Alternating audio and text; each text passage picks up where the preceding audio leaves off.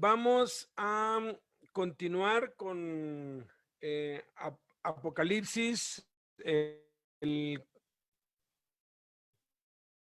en el capítulo 6, estando los sellos, ya los primeros 4, el número 1, que es el de conquista. Descubrimos aquí que hay 4 posibilidades, hay 4 interpretaciones posibles de que puede ser el anticristo, puede ser Jesús, puede ser el Espíritu Santo, o podemos ser nosotros los cristianos. Dependiendo de la interpretación que se le dé al primer sello, pues salen líneas de interpretación o líneas teológicas de posibilidades, y pueden salir muchas diferentes que se van por ciertas aristas.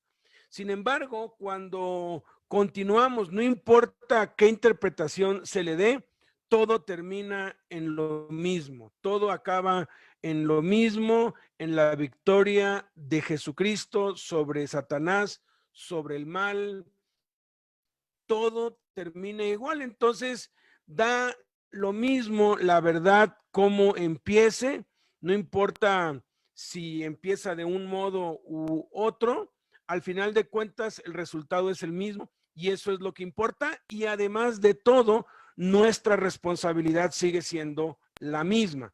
El segundo sello fue guerra, una guerra a nivel mundial, una guerra que abarcó hasta el último rincón de la tierra. Ahorita vamos a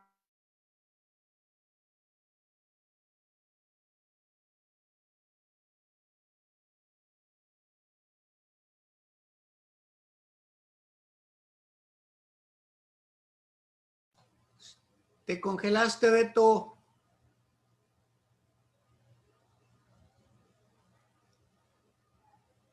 Se congeló, ¿verdad?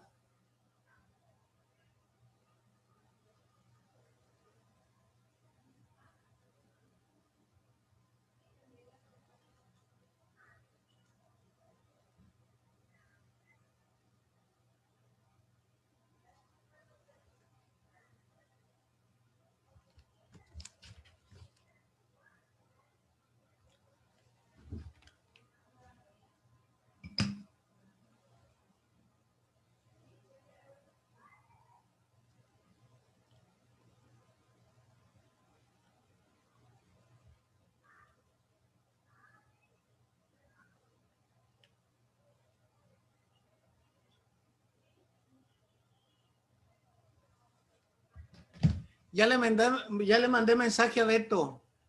A ver qué pasó.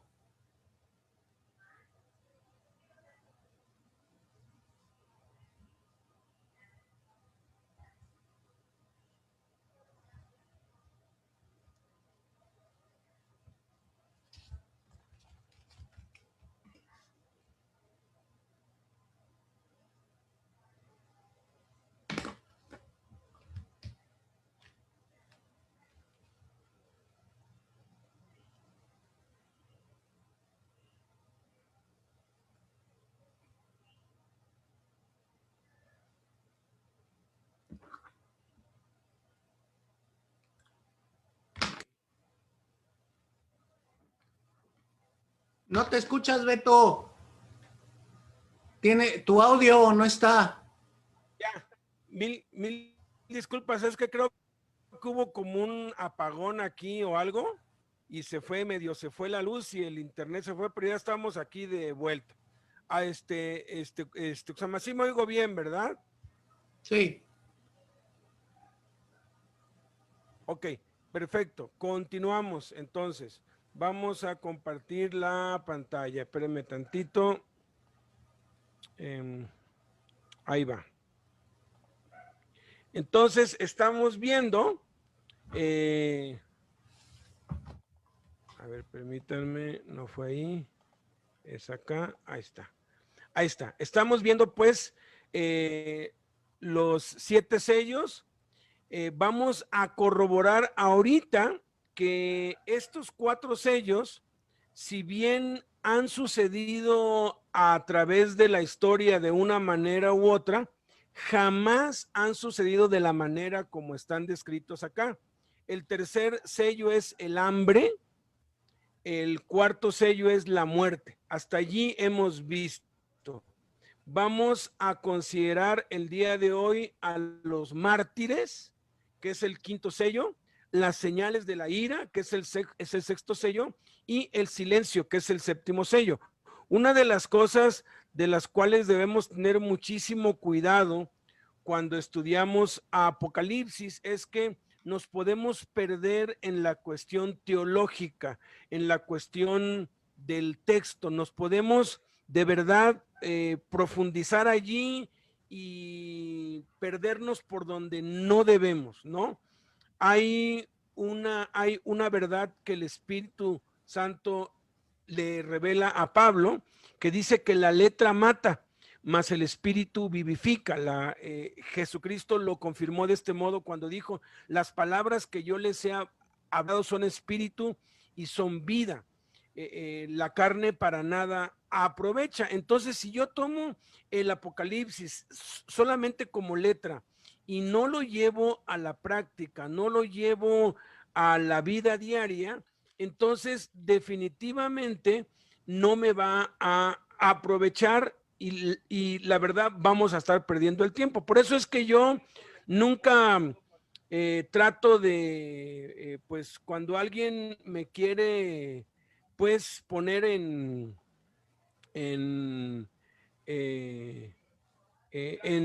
pues contienda, pues simplemente yo no me presto para esto y le doy la vuelta y le sigo. ¿Por qué? Porque lo más importante del Apocalipsis es lo que implica y lo que significa para nosotros hoy en día. ¿Cómo podemos aplicar Apocalipsis hoy a nuestra vida, con nuestra esposa, con nuestros hijos, en nuestro trabajo, en nuestro ministerio? Entonces, ese es el enfoque. Sí estamos viendo todas las vertientes teológicas, pero para llevarlo a la práctica. Entonces, vamos al quinto sello, que son los mártires. Dice, cuando abrió el quinto sello, vi bajo el altar las almas de los que habían sido muertos por causa de la palabra de Dios y por el testimonio que tenían. Otra vez tengan en cuenta la diferencia entre vi y mirar. Ver es algo que no está al alcance de la mano. Mirar es algo que está al alcance de tu mano. Aquello que está así, ahora sí que a menos de 1 metro de ti y lo puedes alcanzar fácilmente. Ver es algo que no está a tu alcance, al alcance de tu cuerpo, de tus manos, pero sí al alcance de tu vista. Entonces él ve de lejos, ve el altar, porque recuerden que el altar está delante del trono de Dios, o sea, está el trono de Dios y enfrentito del trono está el altar, ¿sí? Y luego dice que esas almas clamaban a gran voz diciendo, ¿hasta cuándo, Señor santo y verdadero, no juzgas y vengas nuestra sangre en los que moran en la tierra? Y se les dieron vestiduras blancas y se les dijo que descansasen todavía un poco de tiempo hasta que se completara el número de sus consiervos y sus hermanos que también habían de ser muertos como ellos. Aquí nos habla en el quinto sello de 3 cosas. Nos habla de un altar de oro. Segundo, nos habla de las almas bajo el altar y nos habla del clamor de los mártires, que son las almas que están debajo del altar. Estas 3 cosas son muy importantes porque a través de todo el Apocalipsis y de toda la revelación vemos estas tres cosas, las almas, el clamor de los mártires y sobre todo el altar de oro. Sí, el altar de oro, pues hay una representación allí de las instrucciones que Dios le dio a Moisés para hacer el altar del incienso, que era un altar de oro, que era para presentar incienso, y nos dice que debajo de ese altar están las almas de los que han sido muertos por causa de la palabra de Dios y su testimonio.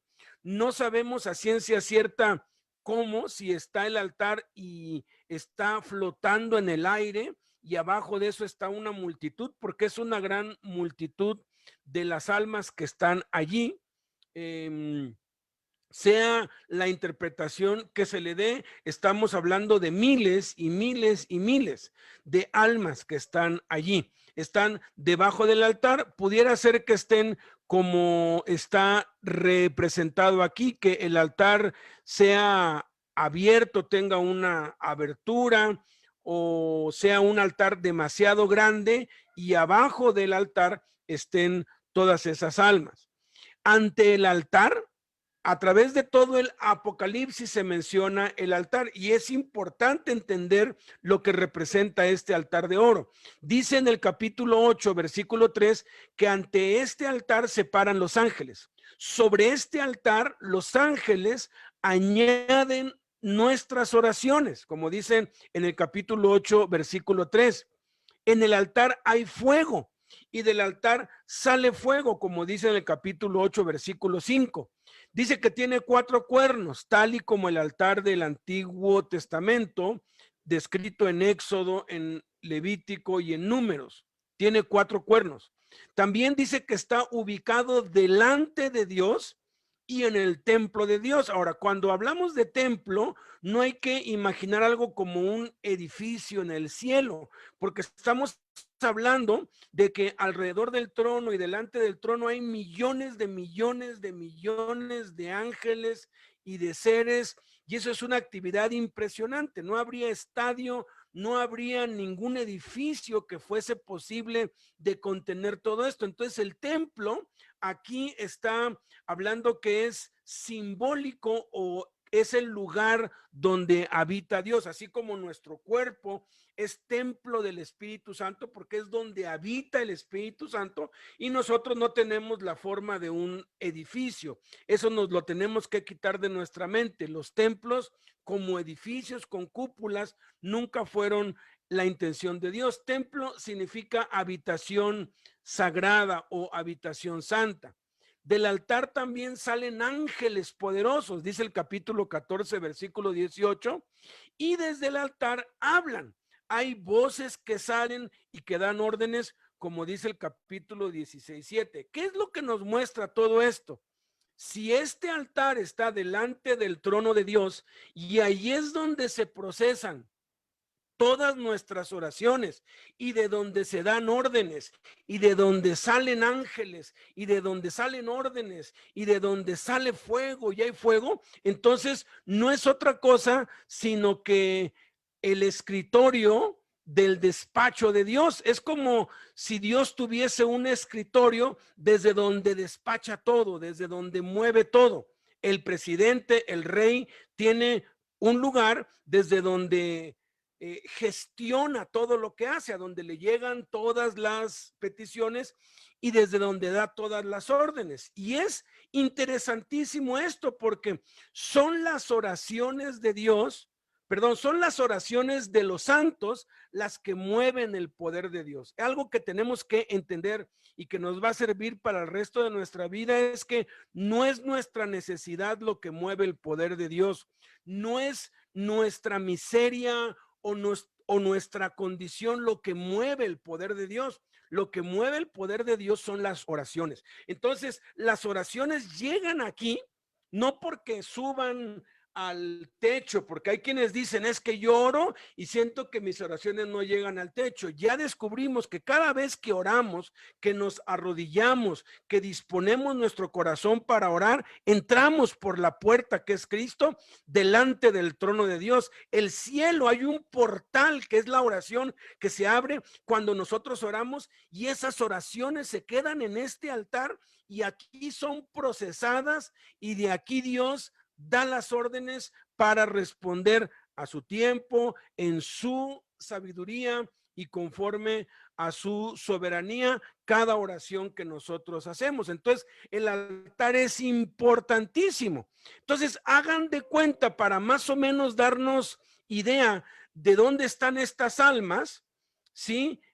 hagan de cuenta que Dios tiene una oficina, la silla del presidente es su trono, el escritorio es el altar, hay unas cuantas sillas aquí para los que atiende el presidente, hay 2 o 3 sillas al lado de él que son las de sus consejeros, y luego hay como una sala en donde pues reciben a los otros y están en espera y todo. Entonces, este es el lugar más importante en el trono porque desde aquí se dan las órdenes y desde aquí se dan las instrucciones para que la obra de Dios se lleve a cabo. Debajo de ese altar están las almas. Los que mueren creyendo en Cristo son llevados por Jesús delante del trono de Dios. Es importante tener esto claro, ya lo hemos visto, nada más lo digo con las bases de lo que ya hemos estudiado antes. Cuando alguien muere, Jesús en persona, no un ángel, no un enviado, Jesús viene por todos y cada uno de los que han creído en él y se los lleva a la presencia de Dios delante de su trono. Allí hay un espacio que está en alguna de las 7 dimensiones en donde todos los que han partido de esta tierra, que no han muerto, porque los cristianos no morimos, están durmiendo delante de la presencia de Dios, están delante del trono de Dios. Pero los que mueren como mártires por causa de la palabra y de su testimonio están debajo del altar. Hagan de cuenta que están debajo del escritorio. No es lo mismo estar en la sala de la oficina que estar debajo del escritorio, porque estás más cerca. Entonces, quienes han muerto como mártires por causa de la palabra de Cristo, están más cerca de Dios, incluso que los propios seres vivientes y que los 24 ancianos, porque los seres vivientes están junto al trono y los 24 ancianos alrededor del trono, pero allí delante del trono, a los pies de Jesús, a los pies del Padre, están las almas de los mártires. Y esto es algo muy lógico, porque si somos la única raza, la única especie creada a imagen y semejanza de Dios, pues vamos a gobernar con Él, juntamente con Él como hijos, y vamos a estar por encima de los querubines y serafines y ancianos como hijos de Dios, gobernando juntamente con Él. Esa fue la causa principal por la que Satanás se rebeló contra Dios, porque él supo el plan de Dios de crear a los seres humanos para que reinasen juntamente con Dios por la eternidad. Y los que más alto privilegio tienen son los que mueren como mártires. Hay 7 verdades que nos muestra Apocalipsis capítulo 6 acerca de las almas, que coinciden exactamente con las 7 verdades que nos reveló Jesús en Lucas capítulo 16, cuando contó sobre el rico y Lázaro, que no es una parábola, es una revelación de las más impresionantes de qué es lo que pasa después de la muerte. Fíjate, las almas pueden verse, porque dice, vi las almas, vi las almas. Cuando el rico estaba en el Seol, alzó sus ojos y vio a Abraham y a Lázaro en el seno de Abraham. ¿Por qué? Porque las almas, aun cuando no tienen un cuerpo físico y todavía no tienen un cuerpo glorificado, las almas se pueden ver, tienen una materia que no es carne, que no es de una naturaleza que podamos nosotros pues conocer, pero son visibles, se pueden ver.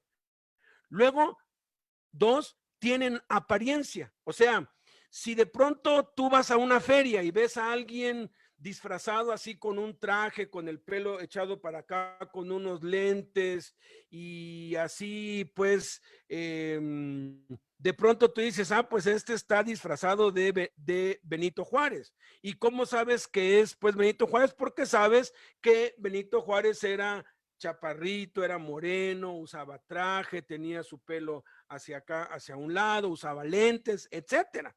Porque en el cielo las almas se reconocen. Acuérdense, Jesús lo reveló con el rico y Lázaro. El rico reconoció a Abraham. ¿Cómo supo? Porque todos sabían los rasgos de cómo era Abraham. Y vio a Lázaro, dijo, ay, caray, ese es el mendigo que se sentaba allí en la puerta de mi casa. Entonces, los eruditos aseguran que Juan supo que eran los mártires porque él era el único apóstol que quedaba vivo. Y allí vio a Pedro, vio a Pablo, vio uno de los apóstoles amigos suyos, tal vez algunos discípulos suyos, los vio allí, los vio allí y por eso supo, porque nadie le dijo ni le tuvo que decir quiénes eran. Tercer verdad acerca de las almas, hablan y pueden hablar en voz alta, porque dice Cristo reveló que el rico dio voces, le gritó a Abraham. Y aquí vemos que estas almas claman a gran voz, o sea, están levantando la voz, no solamente hablan, sino que pueden emitir voces altas. Cuarta verdad acerca de las almas, piden justicia y son conscientes del tiempo. ¿Por qué eran conscientes del tiempo? Los eruditos piensan que como estaban allí todas las generaciones de los que habían muerto por causa de Cristo, pues hablando entre ellos, oye, ¿y tú de qué época vienes? No, pues yo vengo de la Inquisición en el 1400 allá en Francia, y tú, no, pues yo vengo de 1945 cuando la guerra, y tú, no, pues yo vengo del siglo II, y empezaron como diciendo, ah, caray, tanto tiempo ha pasado, ¿cuándo nos vas a hacer justicia, no? Eran conscientes del tiempo. Fíjate, usan ropa, aun cuando son almas usan ropa, y aun cuando estemos glorificados vamos a usar ropa. La ropa la vamos a seguir usando siempre. Sexta cosa, oyen, porque vino alguien, no se dice quién, puede ser el Espíritu Santo, puede ser Cristo, que les dijo, cálmense, tranquilos, esperen un poco de tiempo, porque aún faltan que mueran muchos para que estén junto con ustedes. Y séptima verdad, pueden descansar. O sea, pueden tomar la decisión de descansar. No es algo que Dios, así como por arte de magia, los ponga a dormir a todos. Dios siempre va a requerir nuestra voluntad. Entonces, habían muerto por dos razones: por causa de la palabra de Dios y por causa del testimonio que tenían. ¿Cómo lo supo Juan? Pues tuvo que haber visto algunos conocidos. ¿Quiénes son estas almas? Hay tres teorías. Ojo, no nos perdamos en la teología, pero es importante pues saber qué es lo que grandes eruditos y estudiosos han hallado a través de los siglos. Agustín y muchos otros grandes pensadores y grandes teólogos han aportado para todas las teorías que vamos a ver, y acuérdense, todas las teorías son posibles. Cuando alguien me dice, yo creo que las almas eran esto, le digo, amén, estoy de acuerdo contigo y no discuto. Número uno, los mártires de toda la historia cristiana. O sea, estamos aquí en el quinto sello. Ya pasó la guerra trajo escasez, la escasez trajo muerte, muchas muertes. Han muerto, si fuera en esta época, han muerto 2,000 millones de habitantes de los 8,000 millones que somos. Entonces están todos los mártires de toda la historia y de los que pasaron por los 4 sellos. Otros dicen, no, son nada más los mártires de la iglesia primitiva, porque pues Juan no hubiera reconocido entre tantos a los 12 o a unos cuantos. Entonces eran demasiados como para que los pudiera reconocer más. Y si eran los de su época, pues era muy fácil que los reconociera. Teorías. Tercero, los mártires durante los 4 sellos. Otros dicen, no. Ya los mártires, los que han muerto antes, ya en el arrebatamiento ya se los llevó Cristo, y aquí son aquellos que murieron durante la persecución de los 4 sellos. ¿Cuál de las tres es? las tres son posibles. El argumento, repito, consiste en cómo los reconoció Juan y que así como la guerra, el hambre y la muerte fueron mundiales, asimismo será la persecución. Durante los 4 sellos hay una gran persecución y hay muchos que son asesinados por causa de su fe. Ahora, el clamor, ya vimos el altar, ya vimos las almas, ahora vamos a ver el clamor. Preguntan a Dios cuándo juzgará y vengará su sangre en los que moran en la tierra. Obviamente, porque aún Dios no ha juzgado ni ha vengado su sangre. Entonces, los primeros 4 sellos todavía no son el juicio de Dios ni su venganza por la sangre de los mártires. Entonces, ¿por qué suceden los 4 sellos? Bueno, son consecuencias por causa del pecado. Si el primer jinete no es el anticristo, si el primer jinete es Cristo o el Espíritu Santo o los cristianos, entonces los 3 sellos son consecuencia del pecado. Pero si el primer jinete es el anticristo, entonces las guerras, el hambre y la mortandad es un caos que desata el propio anticristo antes de la falsa paz y prosperidad. O sea, como el que crea una enfermedad junto con la cura, ¿no? Para hacerse rico. Sin embargo, antes, durante y después de los 4 sellos, la persecución se intensificará contra los cristianos, como lo profetizó Jesús. Vamos a dar un poquito más acerca de esto al final.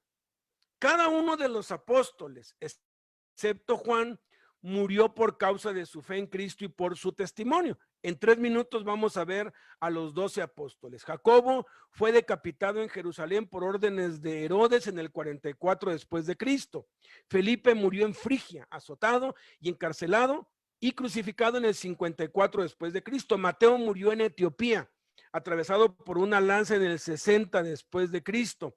Jacobo, Santiago, fue golpeado y apedreado por los judíos en Jerusalén, ultimándolo con un garrote que le abrió el cráneo en el 69 después de Cristo. Matías fue apedreado y decapitado en Jerusalén, se desconoce el año. Andrés fue crucificado en Edesa en una cruz cuyos extremos fueron fijados transversalmente, o sea, era una X, de allí la cruz de San Andrés, pues famosa, tampoco se sabe el año. Marcos fue arrastrado y despedazado por el populacho en Alejandría. Pedro fue crucificado en Roma de cabeza a petición del mismo. Pablo fue decapitado por órdenes de Nerón. Los soldados ejecutores se bautizaron tiempo después frente a su tumba porque los había llevado a Cristo mientras estaba preso. Judas, no el Iscariote, fue crucificado en Edesa en el año 72. Bartolomé fue cruelmente azotado y crucificado en la India. Tomás fue martirizado en la India y murió atravesado por una lanza. Lucas fue colgado de un olivo por sacerdotes idólatras en Grecia. Simón fue crucificado en Gran Bretaña en el 74 después de Cristo. Aquí hay mártires. Hubo 10 grandes persecuciones sangrientas contra los cristianos del 64 después de Cristo con Nerón hasta el 363 bajo Juliano, emperadores de Roma. Durante 300 años, en 10 ocasiones o en 10 periodos, que algunos duraron 70 años, otros pues duraron 30 o pues 40 años, durante 300 años hubo masacres, asesinatos, torturas, una cosa espantosa, porque ¿de qué mártires está hablando aquí? ¿Quiénes son los que están debajo del altar y quiénes claman? Después vinieron casi 1000 años, porque en el año 400, del 400 al 600, hubo relativa paz por el ascenso de Constantino, que engendró pues la falsa iglesia romana, que a partir del año 600 se volvió el peor perseguidor de los cristianos. Fíjense, dicen que Constantino se convirtió al cristianismo, Yo pienso que fue usado por Satanás para institucionalizar el asesinato y hacerlo oficial, porque casi 1000 años de terribles persecuciones desde el año 600 que se oficializaron como institución bajo la Inquisición en 1184, o sea, a partir de 1184, ordenado por el Papa, en todo el mundo era legal matar a cualquiera que tuviese una Biblia. Hasta 1834, cuyo objetivo principal siempre fueron los cristianos. Eso se conoció como el oscurantismo, hasta que Martín Lutero vino y vino la Reforma, pero las persecuciones continuaron. Una de las mayores persecuciones contra los cristianos de la historia moderna tuvo lugar en Vietnam a lo largo de un periodo de tiempo desde 1625 hasta 1886. Los vietnamitas han sido los más crueles y despiadados asesinos de los cristianos. No es de extrañarse que una guerra tan larga, tan dolorosa, que el infierno mismo se haya vivido en Vietnam. Casi nadie sabe eso.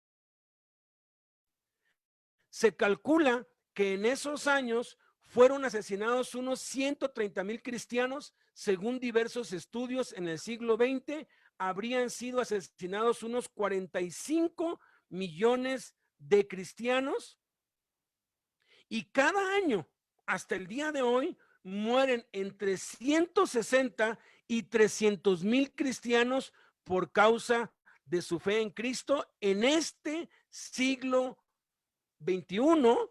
En este año 2020 siguen muriendo, y se estima que en el año 2020 murieron cerca de 300,000 cristianos por causa de su fe. En el 2002 se publicó la investigación Los Nuevos Perseguidos del periodista italiano Antonio Socci, que descubrió que en 2 milenios de cristianismo se calcula que 70 millones de cristianos han sido asesinados por su fe. De ellos, 45 millones y medio, o sea, el 65%, son mártires del siglo XX. Qué impresionante, ¿no? Que en el siglo XX han sido asesinados más cristianos por causa de su fe que en toda la historia del cristianismo. Si creemos que el martirio del pueblo de Dios es algo del pasado, estamos muy equivocados. ¿Cómo aplicamos hoy esto de los mártires? Bueno, tenemos que sufrir penalidades como soldados de Jesucristo, dispuestos a sufrir y padecer persecución. No nos debemos quejar cuando tenemos problemas, cuando pasamos por crisis, por pruebas, por burlas, por injusticias por causa de Cristo. De hecho, hace muchos años, como unos 15 años, estudiando yo lo de los avivamientos, descubrí que no es posible que haya un avivamiento sin derramamiento de sangre, sin persecución violenta. Y le preguntaba yo a Dios durante muchos años, ¿por qué no nos dejas ver un avivamiento como esos que se leen en la historia, increíbles? Y lo que pude percibir es que todavía no estamos listos. Cualquier cosita y nos andamos quejando de cualquier vagamundería, como decía Jaime, de cualquier banalidad, de cualquier, de verdad, nos quejamos de cosas tan absurdas que si Dios desata una persecución, yo creo que negaríamos nuestra fe y no lo soportaríamos. Pero creo que es el tiempo de crecer. Creo que es el tiempo de decirle a Dios, ya no me voy a quejar por nada y te voy a seguir hasta el fin. Ahora vamos al sexto sello. Al sexto sello, que son las señales de la ira.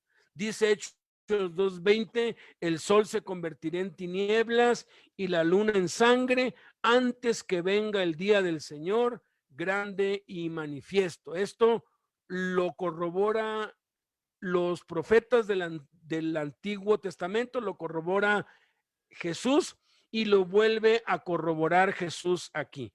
En este sexto sello hay tres cosas principales: 7 señales, los 144,000 y la multitud vestida de ropas blancas. Estas tres cosas son parte de las señales de la ira del Cordero. Hay 7 señales en el cielo, los 144,000 son una señal y la multitud vestida de ropas blancas es otra señal. Son las señales de la ira inminente. Vamos a ver una por una. Empecemos por ver las 7 señales. Dice Apocalipsis 6 del 12 al 17, miré, fíjate, ya no vio.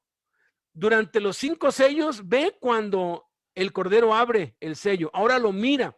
Jesús lo tiene al lado de él. Está junto a Jesús cuando abre el sexto sello. Y aquí hubo un gran terremoto y el sol se puso negro como tela de silicio y la luna se volvió toda como de sangre y las estrellas del cielo cayeron sobre la tierra como la higuera deja caer sus higos cuando es sacudida por un fuerte viento. Y el cielo se desvaneció como un pergamino que se enrolla y todo monte y toda isla se removió de su lugar. Y los reyes de la tierra y los grandes, los ricos, los capitanes, los poderosos y todo siervo y todo libre se escondieron en las cuevas y entre las peñas de los montes y decían a los montes y a las peñas, caigan sobre nosotros y escóndanos del rostro de aquel que está sentado sobre el trono y de la ira del Cordero, porque el gran día de su ira ha llegado y quién podrá sostenerse en pie. 7 señales que coinciden con lo que está escrito en Mateo 24:29 y Hechos 2:19 al 20. La primera es un terremoto mundial. En la historia han habido al menos 3 acontecimientos registrados arqueológicamente en todos los rincones del mundo. El primero es una inundación global. Eso está registrado en todas las culturas. El diluvio fue mundial. El segundo es el día que duró casi 2 días. Hubo un día que el sol no se puso durante 23 horas. O sea, dieron las 6 de la tarde y el sol no se puso. Hasta el siguiente día a las 5 o 6 de la tarde se puso otra vez, o dieron las 5 y hasta el siguiente día. Fue el día que Josué detuvo el sol y la luna. Es un acontecimiento registrado en todas las culturas de todo el mundo. La tercera cosa mundial que se ha registrado en todas las culturas de todo el mundo es un eclipse total el día que murió Jesús en la cruz. Dice que hubo tinieblas en toda la tierra y es un eclipse que es imposible porque hay por un lado, pero Dios apagó todo cuando Cristo estaba en la cruz. Y fuera de eso, que se haya registrado un terremoto mundial, no se ha registrado. Aquí se registra un terremoto en todo el mundo. Segunda señal, el sol se convierte en tinieblas, o sea, el sol se oscurece. Tercer señal, la luna se vuelve como sangre. Obviamente, el sol ya no brilla como debe brillar, el color que va a reflejar la luna pues va a ser rojo. 4, las estrellas del cielo caen sobre la tierra. 5, el cielo se desvanece. Las cosas están en el cielo porque están en sus órbitas, pero dice aquí que van a ser sacadas de su órbita y van a ser atraídos por la ley del magnetismo al único planeta que va a seguir, por decirlo así, en posición en su órbita, que después va a ser detenido, como vamos a ver ahorita dentro de un rato. Pero mientras esto pasa, el único planeta que sigue ejerciendo atracción magnética es la Tierra, y la Luna, Marte, Júpiter, Venus, Antares, todos los planetas empiezan a caer hacia la Tierra, atraídos por el único campo magnético, incluso el Sol. Detalles astronómicos interesantes están en que si la Luna se saliera de su órbita y empezara a caer sobre la Tierra, tardaría 7 años para llegar a chocar contra la Tierra, porque no hay pues gravedad y pues es despacio, o sea, aun cuando viene a una velocidad fuerte, pues es una distancia bastante larga. Tardaría 7 años en chocar con la Tierra. Marte tardaría como 30 años. Entonces, es muy claro ver que sí va a ser posible esto, porque a partir de aquí a la Tierra le quedan 7 años de vida, no más. Ya es el fin del mundo y quedan 7 años. Y hay 7 señales que lo van a corroborar. Y si tú y yo estamos vivos, lo vamos a saber. ¿Por qué? Porque la astronomía lo va a corroborar y el día va a durar menos horas, porque va a haber una parte del día que va a ser noche. Lo vamos a poder ver, los astrónomos lo van a poder corroborar científicamente. Es algo de lo cual no va a haber ni la más mínima duda para que digan, no, eso es cuento de los cristianos. Y entonces los montes y las islas van a desaparecer o se van a mover. Obvio, la Luna ya no está ejerciendo la atracción gravitacional que antes. El mar se va a volver un caos, las islas y los montes se van a remover y todos los seres humanos lamentarán. Qué impresionante. Esto es antes de la segunda venida de Cristo. Señales inminentes. Luego dice, después de esto. Esta palabra después de esto es clave, se repite muchas veces en el Apocalipsis, y después de esto puede significar inmediatamente o unos años después o unos meses después. No nos da noción del tiempo, pero sí lo que nos muestra es que primero es el suceso de las estrellas cayendo sobre la tierra.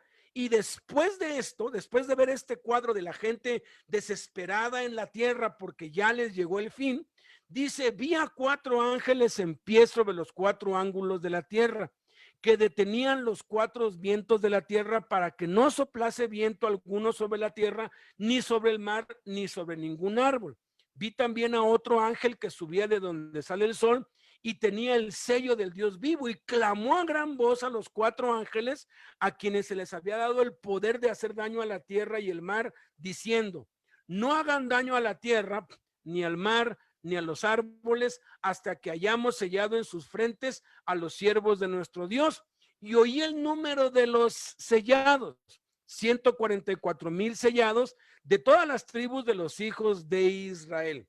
De la tribu de Judá, 12,000 sellados. De la tribu de Rubén, 12,000 sellados. Y entonces menciona las 12 tribus, pero yo aquí resalté a Judá de una forma, a Rubén de otra, a Gad y a Aser de otra, a Manasés y a José los puse en verde. ¿Por qué? Miren, en Primero de Crónicas 2:1 está el orden genealógico de cómo nacieron los hijos de Israel. El primer hijo fue Rubén. Sin embargo, aquí está Rubén en amarillo. Rubén está en segundo lugar aquí, pero está en primer lugar acá. Sin embargo, en el mismo libro de Crónicas se nos dice que Rubén perdió su primogenitura, y la primogenitura se le dio a José, porque Rubén subió al lecho de su padre. Sin embargo, Rubén sigue estando en segundo lugar. Bíblicamente, el lugar en el que es colocado un nombre significa algo, significa pues jerarquía, autoridad. Luego, marqué aquí, Judá está como cuarto en la genealogía original, pero es puesto en primer lugar. Ahorita vamos a ver por qué. Marqué con rojo a Dan porque Dan no está incluido en la genealogía y José aquí no debería estar porque de 12 tribus pasaron a ser 13, porque a José se le dieron sus 2 hijos como herencia, se les dio doble herencia, Manasés y otro hijo que hace falta. José tenía su hijo Manasés y su otro hijo Efraín, y Manasés y Efraín quedaron dentro de la genealogía ya oficial, podríamos decir, ya con Josué en la repartición de la tierra, pero en esta lista de 12 tribus no está ni Dan ni está Efraín. Vamos a ver por qué. 4 ángeles detienen los 4 ángulos de la tierra que detenían los 4 vientos para que no soplase nada de viento. Los pocos que sostienen la teoría de la tierra plana, que dicen que la tierra es plana, se basan en Apocalipsis 7:1 para decir, mira, aquí están los 4 ángeles en los 4 ángulos de la tierra, pero no está hablando de ángulos rectos, está hablando de ángulos de una esfera.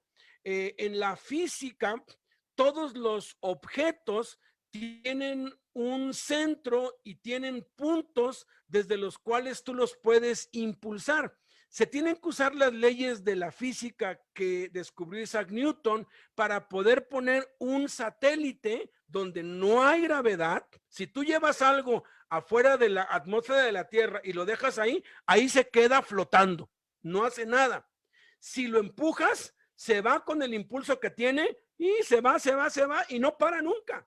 ¿Qué es lo que tienen que hacer? Calcular los 4 ángulos de magnetismo del objeto y darle una fuerza o darle energía suficiente para que empiece a girar.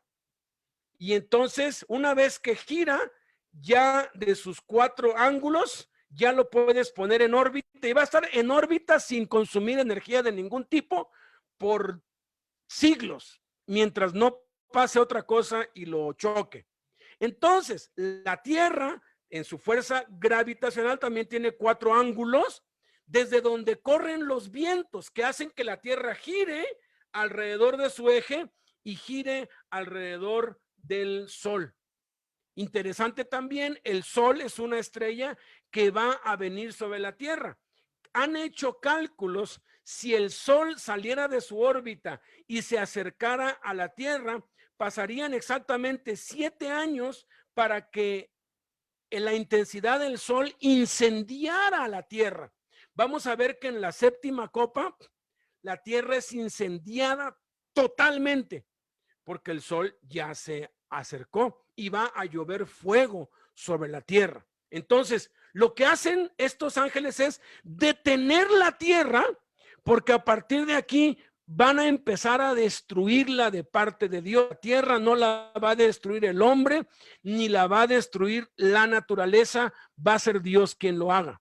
A esos 4 ángeles se les dio poder, como vamos a ver la semana que entra, para herir el mar, las plantas, el agua, todo lo que hay en la tierra. A otro ángel sube de donde sale el sol con el sello de Dios y ordena a los 4 ángeles que no dañen nada, que no empiecen hasta que hayan sellado en sus frentes, y nota cómo los denomina, a los siervos de Dios. Les llama siervos de Dios a estos 144,000. Entonces se refiere a personas que aún viven sobre la tierra. Juan oye el número de los sellados, él no los cuenta, él no hace un cálculo así a ver a ojo de buen cubero cuántos son, él oye el número y es un número preciso, 144,000 de todas las tribus de los hijos de Israel. El número puede ser literal y pueden ser los judíos de raza o líderes espirituales de la iglesia, el Israel de Dios. También puede ser simbólico. 12 por 12 por 1000 significa los elegidos de Israel, los elegidos de la iglesia en una gran cantidad. Hay tres teorías acerca de quiénes son los 144,000 y las tres son posibles. Son judíos de raza, judíos cuya genealogía se remonta a la tribu de la que menciona. Segunda teoría, muy válida también, son la iglesia. Pero la primer teoría sostiene que el arrebatamiento pasó ya. La segunda teoría sostiene que el arrebatamiento no ha pasado. Entonces, hay objeciones a una y a la otra. Y la tercera teoría es que son los que se convirtieron durante la gran tribulación y lideraron la iglesia. O sea, el rapto llegó, se quedaron todos los carnales y los que no creían, y en la guerra, el hambre y la mortandad se fueron convirtiendo a Cristo y empezaron a crecer espiritualmente y lideraron la iglesia, y de esos escogió Dios 144,000 como el Israel espiritual de Dios. ¿Cuál de las tres es? La mayoría se va con que son los judíos de raza, porque luego vienen los gentiles, pero no podemos descartar ninguna teoría, porque nadie puede asegurar al 100% nada. El orden de los hijos en la lista no es en orden de nacimiento o genealógico, como está en Génesis 29 al 32 o Éxodo 1. Rubén, el primogénito, está en segundo lugar porque perdió su primogenitura y le fue dada a José. Eso está en el capítulo 5, versículo 1 del primer libro de Crónicas. En primer lugar debería estar José, pero está Judá por la profecía de que de él vendría el Mesías. Génesis 49, 10 y Números 24, 17 profetiza que de Judá viene el Mesías. Por eso encabeza la lista. Efraín y Manasés, hijos de José, fueron incluidos en vez de José. Pero aquí vemos a José y Manasés incluidos, pero a Efraín y a Adán excluidos porque representan la apostasía respecto a la idolatría. Primero de Reyes 12 y Génesis 49 nos muestran esto. Y esto nos da luz de que el anticristo no puede surgir hasta que venga primero la apostasía. Entonces la apostasía viene y entonces el anticristo surge. Entonces es lógico pensar que ya la apostasía no está incluida aquí porque ya pasó. Es algo que ya pasó y el anticristo o ya surgió o está por surgir.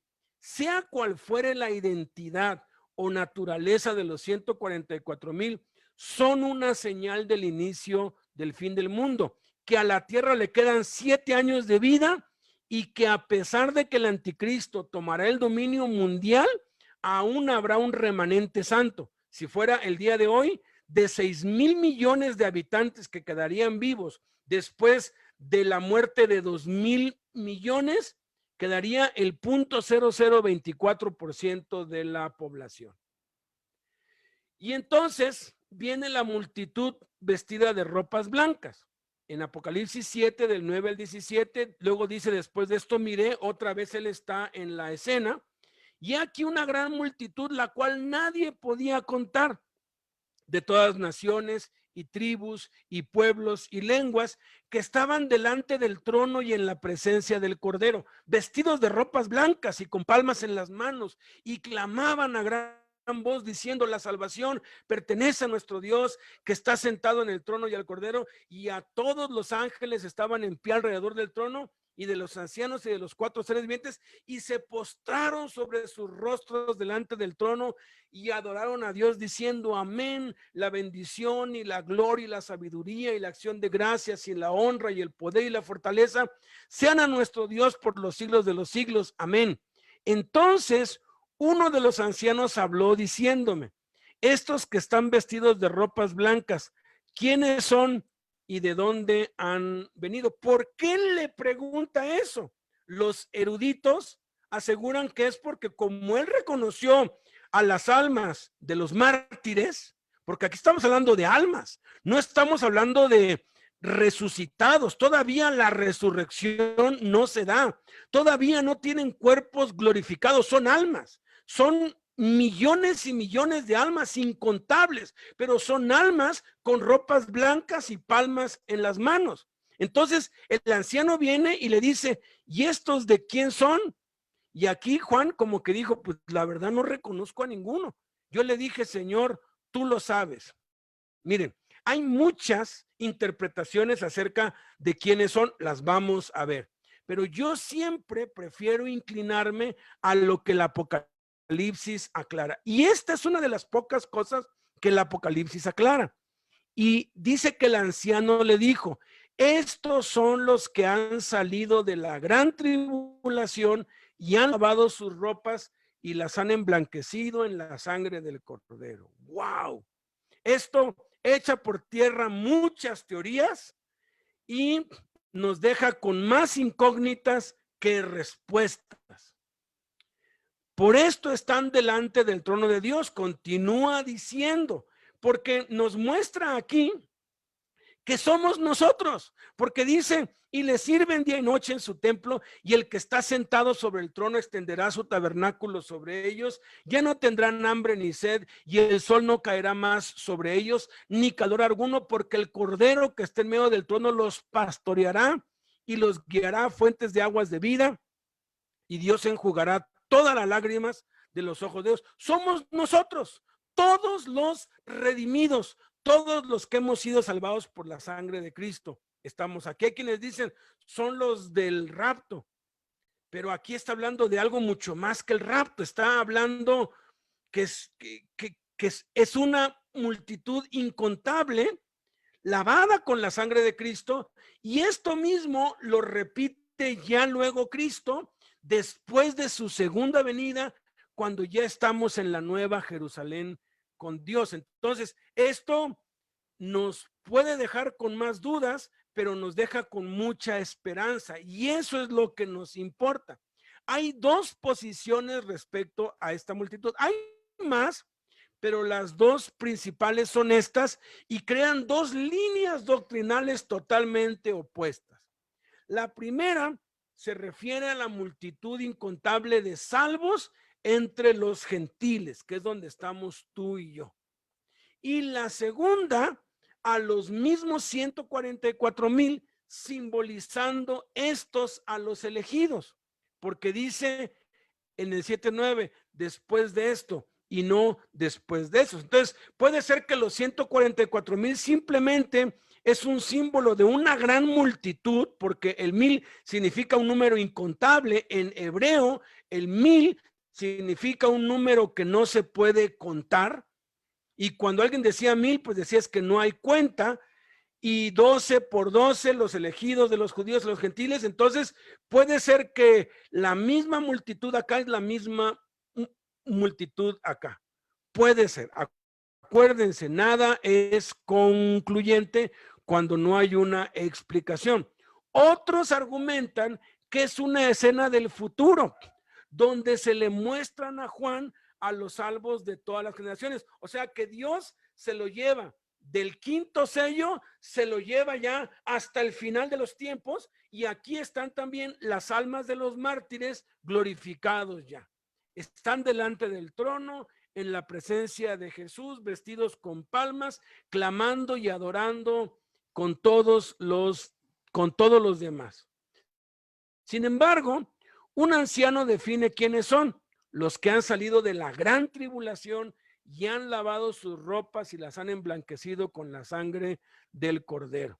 Puede ser una visión del presente o del futuro, dado que entre la sexta y la séptima trompeta y entre la sexta y la séptima copa hay visiones similares, o del futuro o del pasado. Entonces, ¿a qué se refiere con la gran tribulación? Porque la clave sería esto: son los que han salido de la gran tribulación. ¿Cuál es esa gran tribulación? Porque algunos creen que la gran tribulación es cuando el anticristo empieza a poner su marca sobre la gente. pero vamos a ver qué es lo que dice la Biblia. Ahora, ¿a qué se refiere con la gran tribulación? Bueno, la palabra tribulación se refiere a los problemas que tenemos que enfrentar como cristianos. Es necesario que a través de muchas tribulaciones entremos al reino de Dios.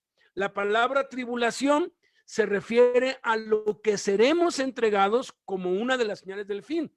Cuando le preguntan los apóstoles, ¿cuáles van a ser las señales del fin del mundo? Jesús les dice guerras, hambres, pestes, y también dice, serán entregados a tribulación.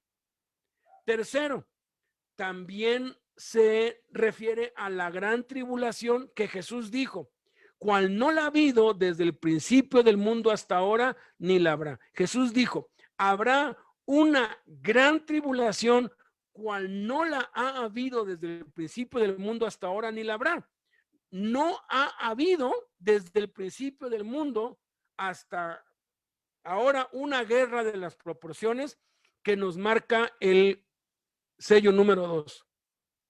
No ha habido desde el principio del mundo un hambre a nivel mundial como nos la marca el sello número 3, y no ha habido una mortandad tan grande desde el principio del mundo hasta hoy como la mortandad que se nos narra en el sello número 4. Y obviamente no la volverá a ver. ¿Por qué? Porque a la tierra le quedan 7 años. Entonces, esa gran tribulación no puede ser otra más que los 4 sellos primeros. Esto coincide con la magnitud mundial de los 4 sellos. Y dice el Señor Jesucristo, después de esa gran tribulación aparecerá la señal de la segunda venida, la señal del Hijo del Hombre. ¿Cuál es esa señal? Pues las 7 señales en el cielo, ¿no? El sol se oscurece, la luna se pone roja, las estrellas empiezan a caer sobre la tierra, el hombre puede corroborar eso, la gente empieza a clamar desesperada, y esto coincide con lo que sucede en el 6º sello, que la gente se queda escondiéndose en las cuevas y en las peñas, escóndanos de la ira del Cordero, y acaba el 6º sello, acaba con el mundo aterrorizado. El lapso de tiempo entre lamentarán todas las tribus de la tierra y entonces verán al Hijo del Hombre viniendo en las nubes, que es lo que dice Mateo 24, son los acontecimientos de Apocalipsis 7 al 19. Lamentan todas las tribus de la tierra y entonces empieza a suceder esto. Los 144,000, la multitud vestida de ropas blancas y el 7º sello. Surgen algunas preguntas muy lógicas, dada la persecución tan cruenta. El anticristo ya estaba presente, fue el anticristo el motor de toda esa persecución durante los 4 sellos. Entendamos que el espíritu del anticristo está en el mundo desde hace 2000 años. Por eso tanta persecución, por eso tantos muertos, por eso hoy mueren más cristianos por su fe que durante todos los siglos del cristianismo, porque el espíritu del anticristo quiere matar, quiere la sangre de los cristianos. Entonces, ese espíritu ya está aquí. Es obvio que el anticristo aparecerá para salvar, entre comillas, a todos aquellos que lamentan y están aterrorizados por la ira del Cordero, para entonces establecer un periodo de paz y seguridad durante el cual impondrá su marca y la adoración mundial a la bestia. Es lógico que si el fin del mundo viene cuando haya paz y seguridad, no va a ser después del 6º sello, porque después del 6º sello, la guerra, el hambre y la muerte están vigentes, y la persecución, la marca y la adoración de la bestia desatarán una segunda persecución, pero ahora para marcar con su número o nombre a toda la humanidad. Entonces, la gran tribulación de la que habla Cristo es la tribulación de los 4 primeros sellos. Y esto lo dijo Pablo a los tesalonicenses. Acerca de los tiempos y de las ocasiones, no tienen necesidad, hermano, de que yo les escriba, porque ustedes saben perfectamente, fíjate, qué tan bien y tan claro ellos tenían, que el día del Señor vendrá así como ladrón en la noche, que cuando digan paz y seguridad, y en el sexto sello no pueden decir paz y seguridad. ¿Por qué? Porque en 7 años la luna se va a estrellar contra la tierra, y si la luna se estrella contra la tierra, valimos quesadilla, y si el sol viene, el calor nos va a hornear a todos. Entonces, ¿cuál paz y cuál seguridad si tienes 7 años de vida? Si tus días están contados. Pero el anticristo va a hacer algo para engañar a la gente, y Dios va a enviar un espíritu de engaño para que crean a la mentira de que no va a pasar nada. Entonces, cuando digan paz y seguridad, vendrá sobre ellos destrucción repentina, como los dolores a la mujer encinta, y no escaparán. Pero luego dice más: ustedes, hermanos, no están en tinieblas para que aquel día los sorprenda como ladrón. Entonces, ¿cómo aplicar las señales? Vivir como elegidos de Dios, venciendo por medio de la sangre del Cordero y la palabra de nuestro testimonio, menospreciando nuestras vidas hasta la muerte por causa de Jesús y el Evangelio. Por favor, anoten ahí 2 de Pedro capítulo 3. Anótalo ahí por algún lado, para que después en oración lo leas. Ojalá lo puedas leer en oración, pues mañana o al rato, cuando, que eso es un resumen de todo lo que estamos viendo aquí. Y por último, el séptimo sello. Silencio sello se hizo en el cielo como por media hora. Inicia con silencio en el cielo, la entrega de 7 trompetas a 7 ángeles, y con otro ángel que trae un incensario de oro, y se le da incienso para añadirlo a las oraciones, lo llena de fuego y lo arroja a la tierra. Esto da inicio a las 7 trompetas, y el fin del mundo ha iniciado con las trompetas o las advertencias y el juicio de Dios, que son las copas, y solo le quedan a la tierra 7 años de vida. Y ahí es donde empieza, ya se marca, se fija el cronómetro, la cuenta regresiva de 7 años. A partir de aquí vienen las copas, y durante ese proceso el anticristo surge. Y el anticristo surge para establecer prosperidad y paz, para hacer adorar a la imagen, a la bestia, marcar a la gente, condenarla por la eternidad, y se desarrolla todo lo que está entre la lamentación de la gente y la segunda venida de Cristo en las nubes. Y esa es nuestra bendita esperanza. Padre, te damos muchas gracias, bendito Señor, porque tú lo has planeado todo de tal manera que no hay la más mínima duda de que nos vas a llevar contigo al cielo, sea antes de la gran tribulación, después de la gran tribulación, o durante las copas o las trompetas. Eso es lo que menos nos debe preocupar, porque sea cual fuere el destino que tienes para cada uno, tú nos vas a dar el poder para poder soportarlo, así como tú le das ahora mismo la fortaleza a nuestros amados hermanos en Corea, en Sudán, en China, en los países musulmanes que son masacrados, que les matan a sus hijos enfrente de sus ojos, que violan a sus esposas, que derraman su sangre, y pareciera que no pasa nada, pero es parte de lo que tú has planeado, y esas almas son preciosas y benditas delante de ti, porque están allí debajo del altar, debajo de las oraciones, están allí delante de tus ojos constantemente, Padre. Bendito sea tu nombre, Señor. Permítenos ser dignos del llamamiento que nos has hecho, Señor, y entender, bendito Padre, que lo que nos toca hacer es consagrarnos a ti y es seguirte y servirte con todo nuestro corazón como elegidos, comportarnos como escogidos, santos, amados de ti, valientes en el nombre de Cristo Jesús.